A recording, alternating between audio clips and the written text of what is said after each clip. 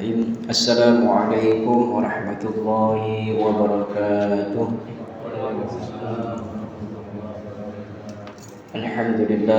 Alhamdulillahi rabbil alamin.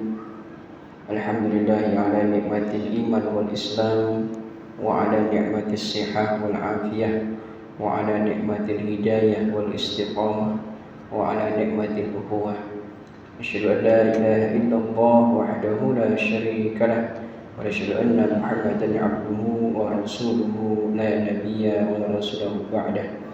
Allahumma salli wa sallim wa barik ala sayyidina Muhammadin wa ala alihi wa ashabihi ajma'in, amma ba'du.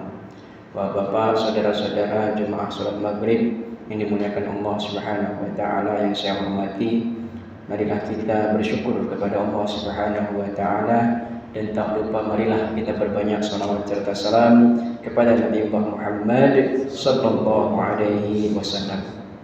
Hadirin rahimakumullah, marilah kita selalu meningkatkan ketakwaan kita kepada Allah Subhanahu wa taala, karena sesungguhnya sebesar apapun harta dan jabatan seseorang, pada akhirnya semua akan berhenti di satu titik, yaitu kematian.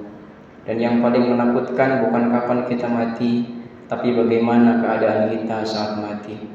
Setiap orang ingin husnul khatimah, semua ingin meninggal dalam keadaan yang baik. Tetapi husnul khatimah bukanlah angan-angan. Husnul khatimah adalah buah dari kehidupan yang dekat kepada Allah Subhanahu wa taala. Karena Rasulullah sallallahu alaihi wasallam bersabda, "Innamal a'malu bil khawatim." Sesungguhnya amalan itu tergantung penutupnya.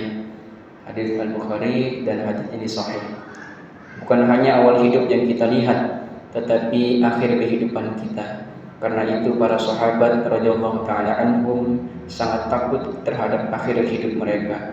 Walaupun mereka ahli ibadah, walaupun mereka dijamin surga, karena mereka tahu iman bisa berubah menjelang kematian. Ada sebuah kisah yang mengguncang hati dari Abu Sa'id Al-Khudri radhiyallahu anhu. Rasulullah sallallahu alaihi wasallam bersabda, "Kana fima kana qablakum rajulun qatala 99 nafsan." Dahulu ada seorang lelaki sebelum kalian yang telah membunuh 99 jiwa. 99 orang dibunuh. Lalu ia mencari orang alim sehingga dia bertanya, apakah aku masih bisa bertaubat? Kemudian ia diperintahkan meninggalkan lingkungan yang buruk dan menuju kampung orang-orang saleh. Dalam perjalanan menuju kampung tersebut, Allah mencabut nyawanya. Belum sempat ia banyak beramal, belum sempat dia memperbaiki semuanya, tetapi karena niatnya yang tekadnya yang kuat, langkah terakhir hidupnya adalah untuk Allah Subhanahu wa taala, dan karena itulah Allah mengampuninya. Yang menyelamatkan dia bukan masa lalunya, tetapi arah langkah terakhir kehidupannya.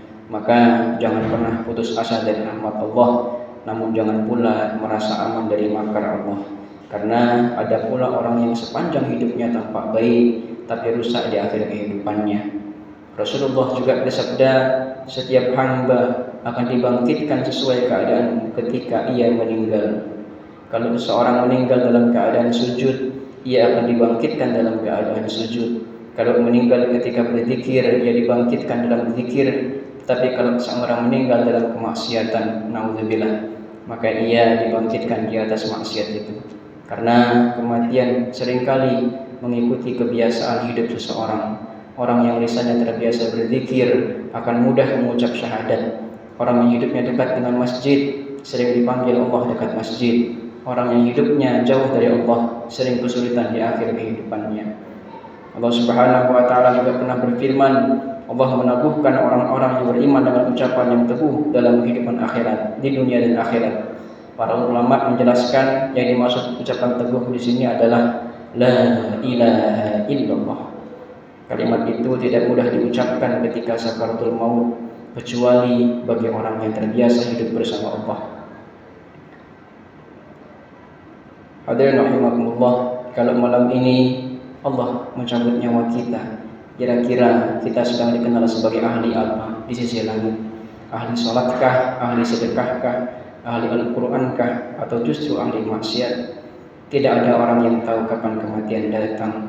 Mungkin tahun depan, mungkin bulan depan, mungkin malam nanti.